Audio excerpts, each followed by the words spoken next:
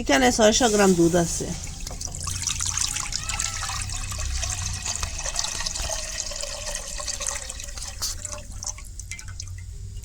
দুধ ওরকম ফুটিয়ে ওঠার পরে ওই যে চাউলটা আগে ভিজিয়ে রাখলাম, এটা ফুলিয়ে কত বড় হয়ে গেছে গিয়া, খুব সুন্দর ভিজিছে চাউলটা। এখন আমি দিলাম দুধের মধ্যে চাউলটা।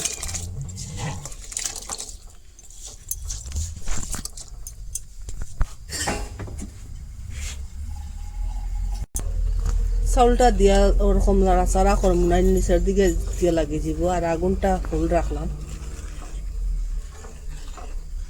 সিলিন্ডার লাগিয়ে এলাচ পাউডার দিয়ে দিলাম আরো 1 চিমটি। ভাতটা ওরকম ফুটার পরে এখন ওই চিনি বাটি 1 বাটি দিয়া দিম, ওই বাটি দিয়ে মাখ করিয়া। আপনারা মিষ্টি বেশ খাইলে বেশ দিয়া দিবা, কম খাইলে কম দিয়া দিবা। নাড়াচাড়া করে দুধটা শুকাই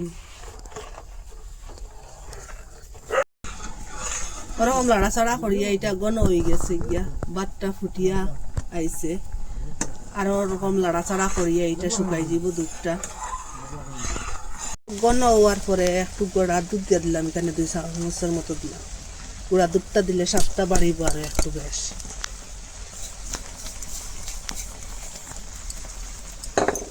নাড়াচাড়া করিয়া এটা শুকাই গিয়ে যাব।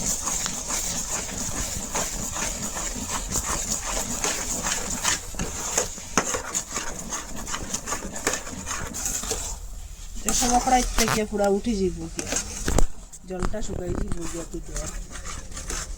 পুরা শুকনা হইয়া একটা ডুর মতো হয়ে যাব। সময় গ্যাসটা অফ করে দিব। তারপরে তো নাড়াচাড়া করিয়া যে সময় ওরকম 8টা হয়ে যাব, এখন আমি গ্যাসটা অফ করে দিলাম। পুরা 8টা হয়ে গেছে। এখন একটা প্লেটের মধ্যে উঠাই দিব কড়াই থেকে।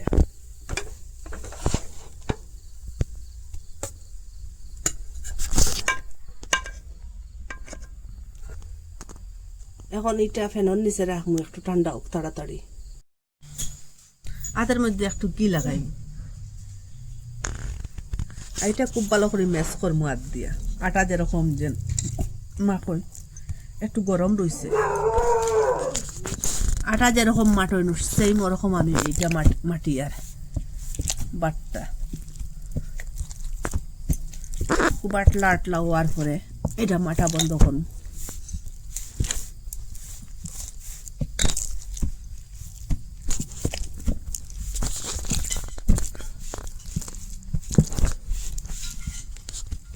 এখানে বাটি দি মাফ করলে 3 বাটির অর্ধেক বাটি হইব, 3 বাটির 1 পাট দিয়া দিছি। আর চামচ দি মাফিলে 3 চামচ এখানে ময়দা দিলাম।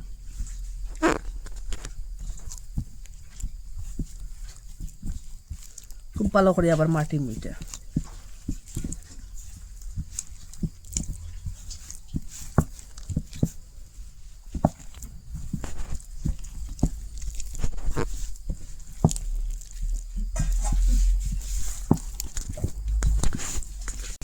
ওরকম একটা ডো বানাই নিলাম।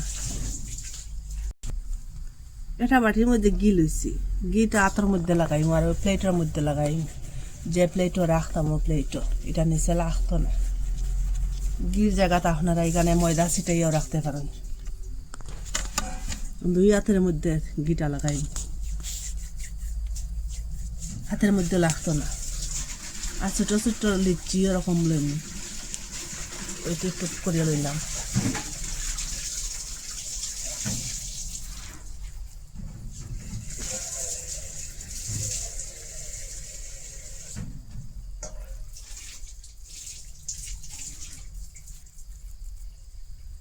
ওরকম শেপ দিয়ে বানাইম সবটা।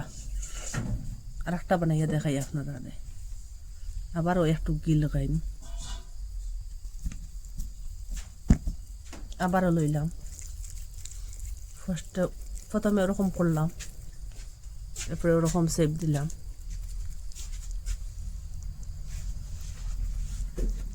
এটা খেয়েও পুষতেও না, বাদ দিয়ে বানাইল। আপনারা পুরো ভিডিওটা দেখবা, স্কিপ করবা না। আপনারা শেপটা গুলো দিতে পারেন, আপনারা চাহিদা মতো দিতে পারেন। আমি ওরকম করে বানাইলাম, আপনারা ইচ্ছা করলে ওরকমও বানাইতে পারেন আমি যেরকম বানাইলাম।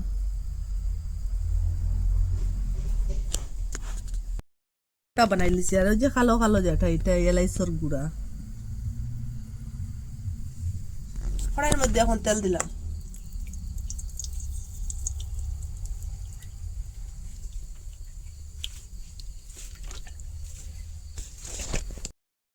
তেলটা ওরকম গরম হয়েছে, এখন একটা একটা করে মিষ্টিটা দিলেন। আর আগুনটা একবারে লো মিডিয়াম রাখলাম, আর নাইলে বাইরে দিয়ে জ্বলে দিব, আর ভিতরটা হইতো না।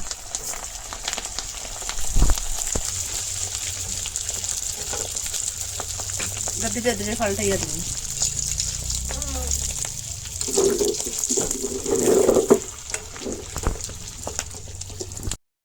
বাজার পরে এখন আমি উঠাই দিই মিঠা তেলটা জুড়ে।